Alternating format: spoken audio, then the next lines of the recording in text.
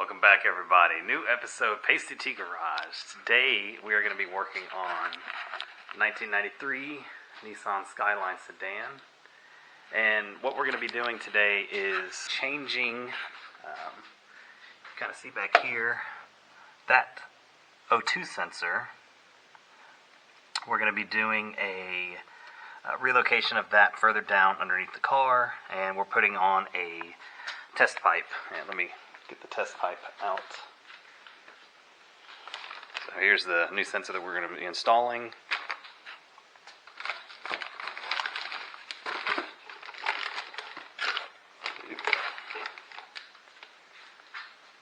This is pretty shitty.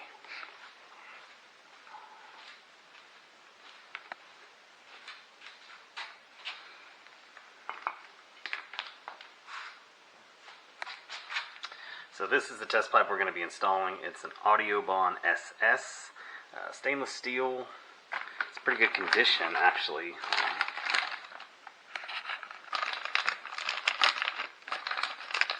There's a nice little bung for our O2 sensor right here. The welds look really, really clean on it, as you can see. I'm really impressed with this craftsmanship, so we're going to be putting that on because the test pipe that I currently have on my vehicle is leaking, and these flanges are pretty flat, almost 100% flat, and with the gasket it should eliminate any sort of air gap that's following, whenever I drive the vehicle. So we're going to be doing all that today, so stay tuned. Really excited about installing that piece. First thing we're going to do is have to jack the vehicle up, so we're going to do that and then we'll get underneath. Alright, so now that we've got the vehicle off the ground, I'm going to go ahead and disconnect the O2 sensor here because we're going to pull that out.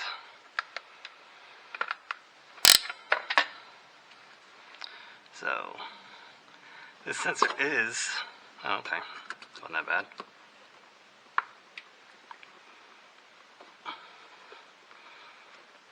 Or maybe it is tough to get out.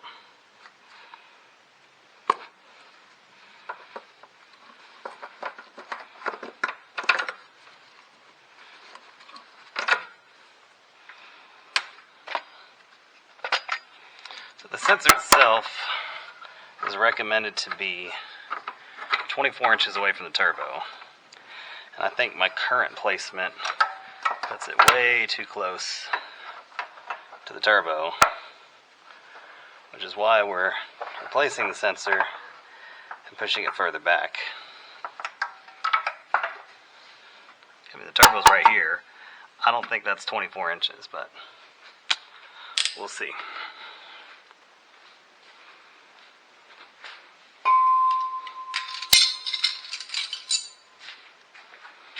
Sensor, hardware kit, gaskets.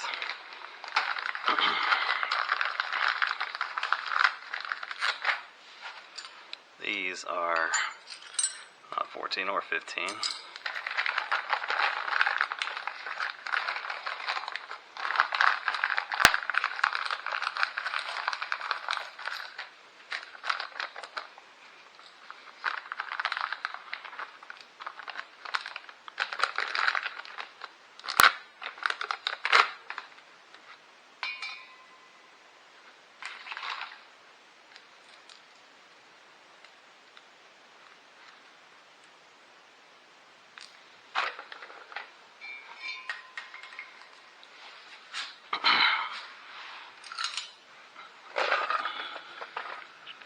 So this is our test pipe. It might be hard to see.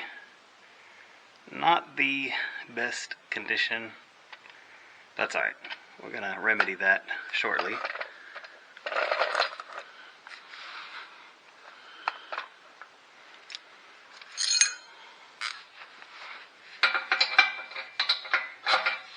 So, old ones. Definitely 14.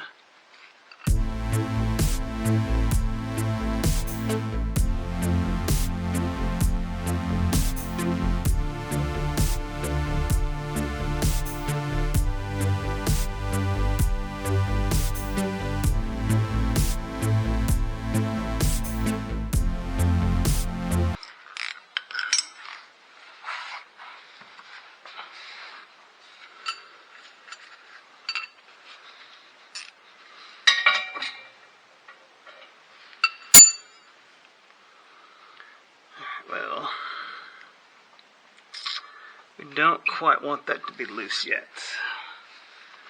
So we have everything loose, so I'll go ahead and tighten this a little bit, just so I have leverage to loosen the other bolts.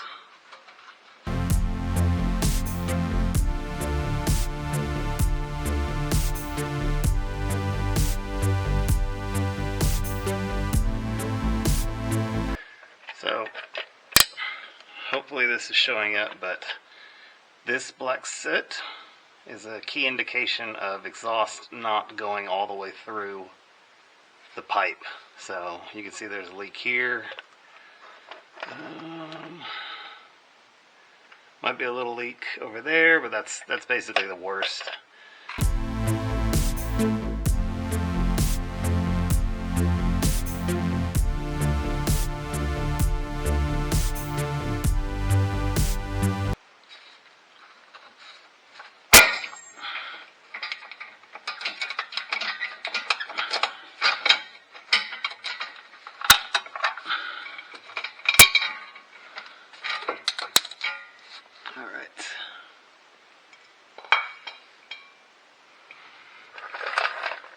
Yeah, so you can see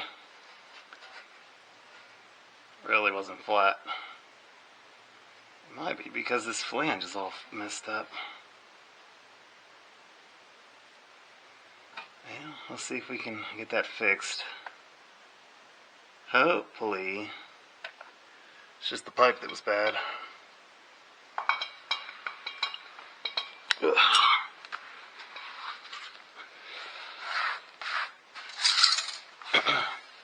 Get all my old hardware out.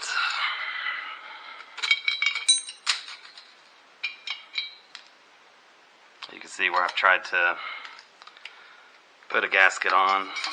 Didn't really work.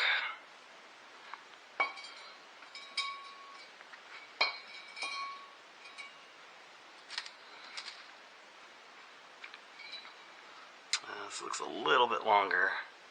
Hopefully that's not a big deal. Flanges on this look so much sturdier. So, like I said, I'm excited about it. We're going to go ahead and install the new sensor into this. Actually, we're not going to do that because we have to calibrate the sensor. So, calibration requires the new sensor plugged in, has to go through a heat cycle, and then you have to turn off the ignition, and then you can install it. Basically, it has to have a fresh air reading to use as a checkpoint. So what we can do is do that right now.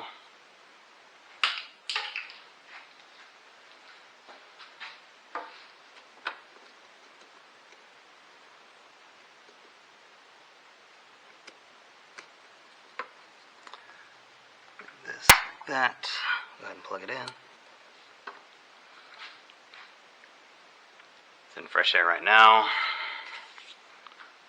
Go ahead and do the calibration. So what I'm referring to is, in this manual, you have a setup, and where is it at? Yeah, oxygen sensor. So it says at least 24 inches, you need to install it between the 9 and the 3 o'clock position, so anywhere from here to here. Should always be welded before the catalytic converter. We don't have to worry about that. Sensor calibration. With the sensor disconnected, apply power to the main unit. Confirm that says OE or O2E2, just error code saying there's no sensor. Leave unit powered on for a minimum of 30 seconds. Power it down. Attach the oxygen sensor in free air, not in the exhaust, then power it up, and then wait for it to say O2 cal. So we're going to go ahead and disconnect it. We're going to power up the system.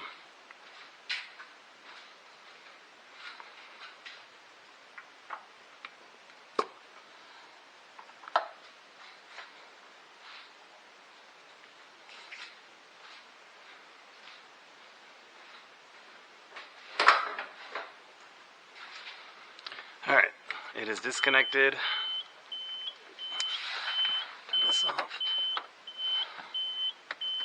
Turn power to the unit on. Turn that off. So it says O2E2. Leave it on for 30 seconds.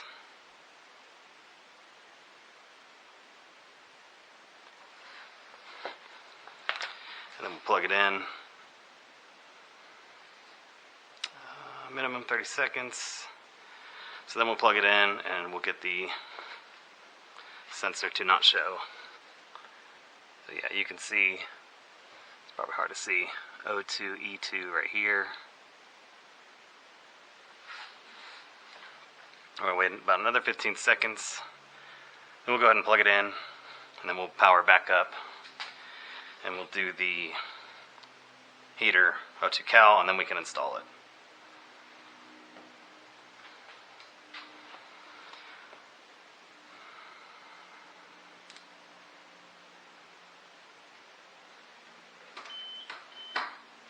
Alright.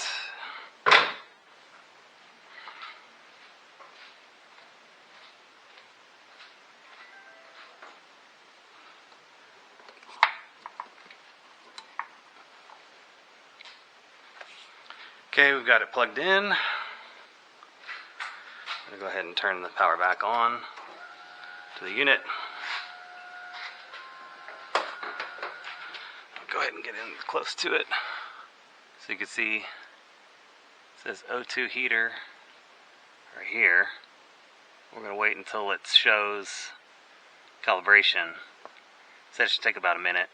And then these dashes right here should show 14.4, because that's stoichiometric.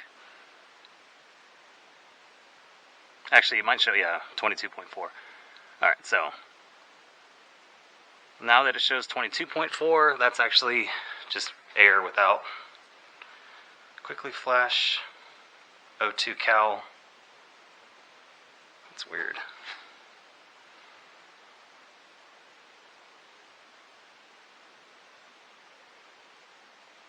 It didn't do that, it just went straight to the heater. Oh well. We can install the exhaust now. We're going to try it again. O2 heater. Might be hard to see from all the way back here, but I'm just making sure that it goes through O2 heater.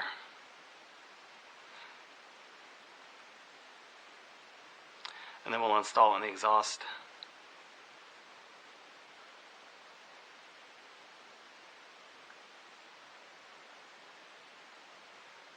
Yeah, well.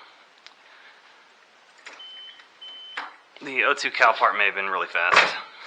So, either way, so now we can actually install it into the exhaust. We can't disconnect, so basically you can disconnect, reconnect the sensor as many times as you want, as long as you don't turn the key on.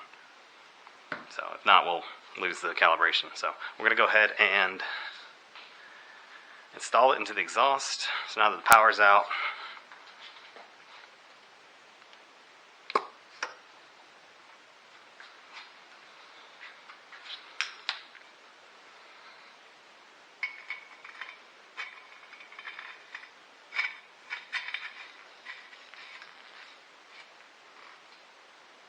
so you got that there. 22 or 24? 22. Oh, I think it's 24. Alright. So that's installed tight. Got a good little home. Give it another. Alright, so that's installed. So we're going to put this piece in, then we're going to route the wiring all the way back up. Actually, we're going to go ahead and remove the old sensor while everything's out of the way.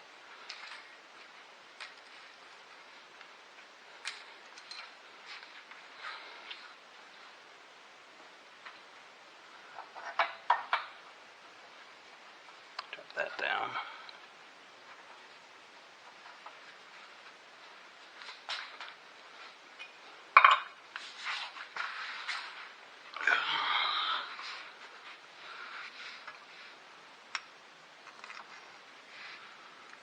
Well, I thought I could get it from here.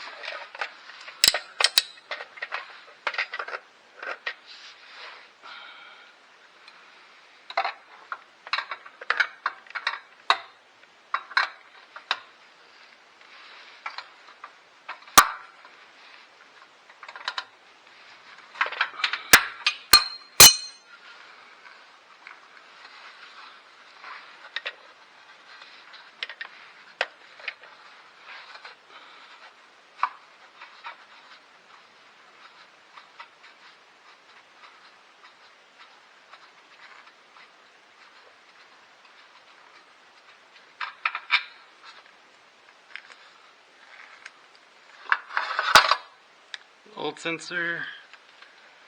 Put the plug in. The plug is a 19.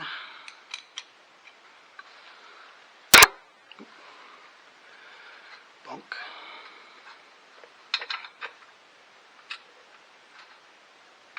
Get my freaking hand in there.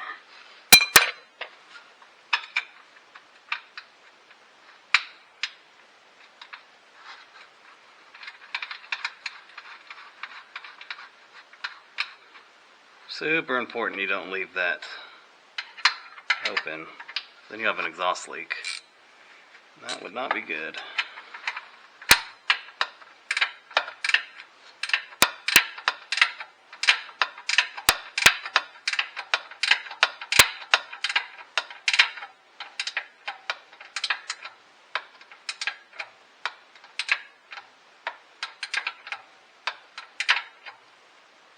Alright, that's pretty tight.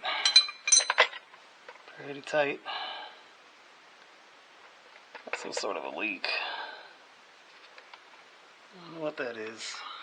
We'll figure it out. I think it's valve covers, but we'll see. Alright, that stuff's out. I'm pulling my tools out. Ones that I don't need. Looks like I'll need 16 and 15 for... Keep that over here. It may still be good.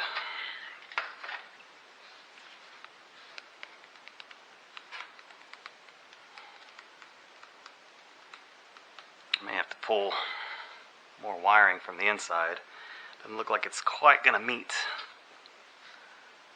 But I have plenty of wire on this loom, this side of the loom. So I'll just have to cut the zip ties and pull it. That will be its own agenda.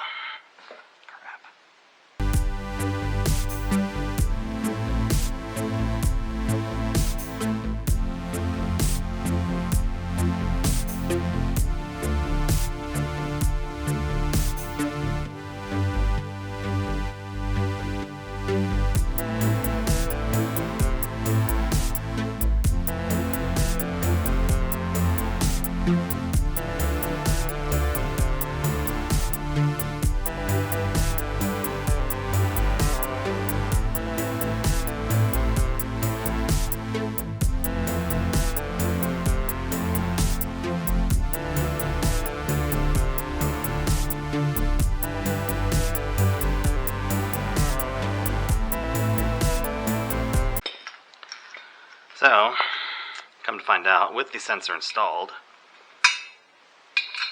this contacts, so it won't be tight.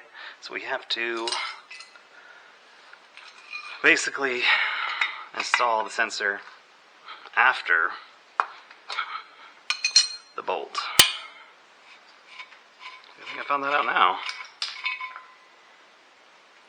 So, bolt, then sensor.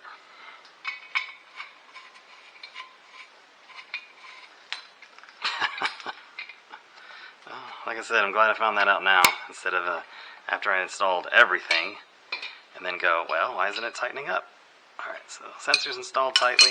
I mean, I guess I could reuse the old bolt, but I'd much rather use all new hardware if I have it.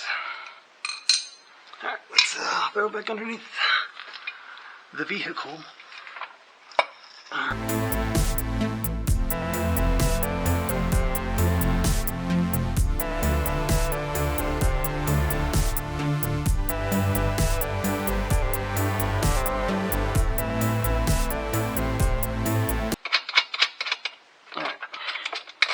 In there, semi-tight. The two sensors out of the way. It looks like I might have enough real estate to shove it up there, but I may still have not enough room. Oh yeah, definitely not enough room.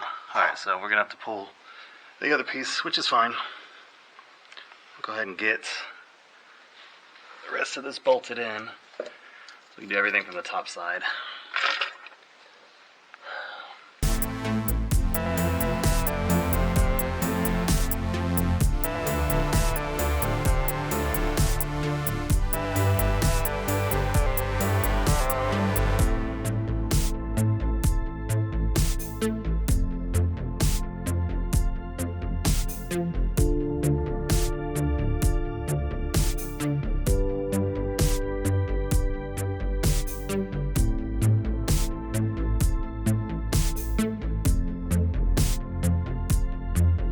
That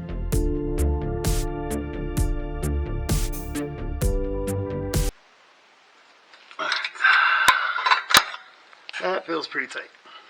Everything's tight.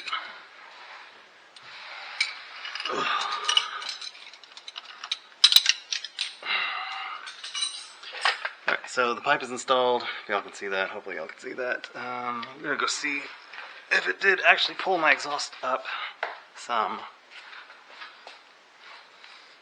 Yeah, I pulled a little bit. So, fun thing, sedans are a few inches longer than coupes, and because of that, exhausts aren't really made for sedans without an intermediate pipe that makes it a little bit longer. So eventually I'm going to have to get a different pipe to make up that difference. Not that one, but or a spacer of some sort. Alright, so now we have to pull the wiring from the inside to give it some more slack. So we got the sensor installed. I'm going to go ahead and show y'all. I did have to pull a little bit of extra wiring from the fender liner, so you can see, maybe you can't see. So that's where the wiring came. I have it routed through the fender liner, and it goes down. Here's where the connector is, kind of where the AC lines are. And then down, there's where the old sensor was, the plug. And then, go ahead and go underneath the car.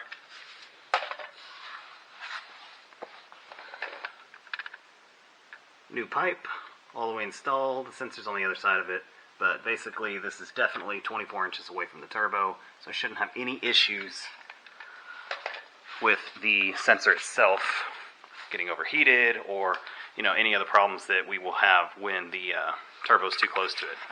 So that's going to conclude the new pipe install, the test pipe for the 1993 Nissan Skyline with the RB20 DET engine in it. A little bit more of a pain than I was expecting, but that's mainly just because it's a lot easier when you have a lift and you have a second person that could probably help coordinate all the bolts, holes, and all that kind of stuff. So not too terrible. Probably took me about half an hour outside of the whole wiring of the sensor, having to get it, you know, pulled out.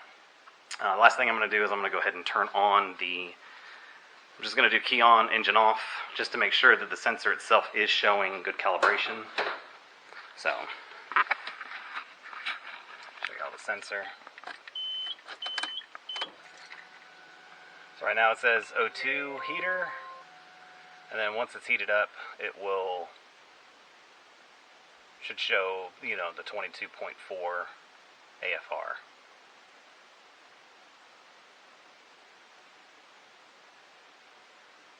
Takes a little bit, about 30 seconds.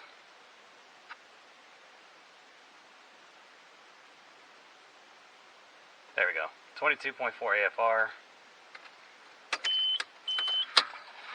So yeah, so that is a successful install of the pipe with the new sensor. It's already calibrated. Again, calibration occurs every 6 months. Let's see, what does it say? New sensor, again, after 3 months of use.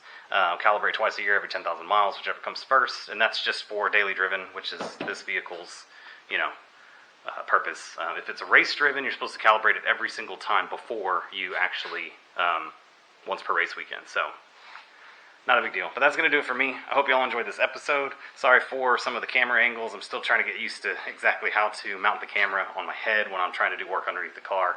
So bear with me, but we're learning. So thanks everybody. We'll see you in the next video.